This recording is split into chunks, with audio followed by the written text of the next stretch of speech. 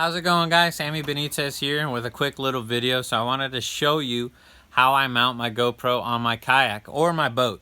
So I've shown something similar to this before, but I've modified it a little bit. Basically, I've got my GoPro mounted on this little flexible tripod. Some people call them Jobies. That's just a particular brand, but you can find different versions of that. This is mounted on a Schedule 40 PVC. This is 3/4 inch. And that's important. I'll show you why. And then I've got just half a pool noodle zip tied here. This pole is about 3 feet. You can make this whatever size you want. The reason 3/4 inch is important is because I have one of these legs. It fits perfectly in here, and then I just wrap the other two around to help keep it secure. So, how does this work for my John boat? Really, I just mount this in a hole on the back of my boat. Behind that seat, you can't really see it. I run a 10-foot cable from my GoPro into the USB port right here to give it constant power.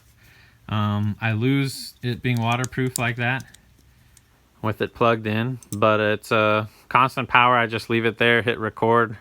I got 8 hours of footage with this SD card, so that's great.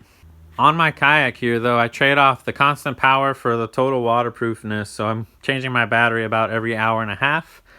But that way I have that door closed. This GoPro 5 is 100% waterproof up to, I forget how many feet. So getting splashed isn't a big deal. But I just go ahead and insert this into the fishing rod holders that pretty much every fishing kayak has.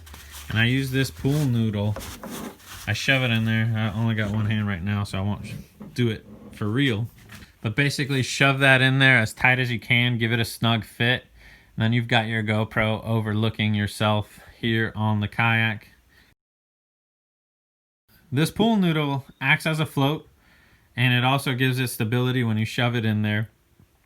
But there are two cons to this setup. On this kayak, when you're hitting rough water, sometimes this will bounce, or if you hit a rock or something. So if you have something like a GoPro 7, 8, 9, they have a little bit better stability functions and options there. But this GoPro 5, sometimes you can see it swing. The other thing is when you hit those rough waters or rocks or things, sometimes the camera will rotate with the weight and face a different direction. So you just have to tilt it back and keep an eye on it every once in a while. But that's where this comes into play. It really stiffens it up a little bit so that it doesn't rotate. But that's pretty much it. I don't even think... The only thing I spent money on was the little tripod mount for the camera.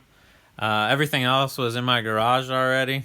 So 3/4 inch PVC, a piece of a pool noodle, and a tripod.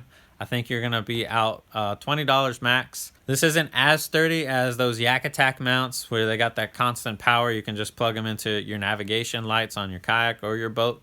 But it is super cheap alternative. And for somebody just starting making videos and stuff, I say try it. You'll find out what you dislike about it and improve on it.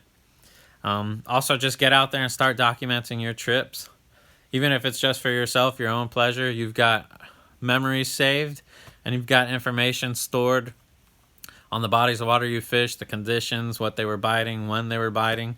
So all that information is very important to me as an angler, and I think to other people as well. So thanks for tuning in. I hope this helps you, and we will catch you on the next one, guys. Peace.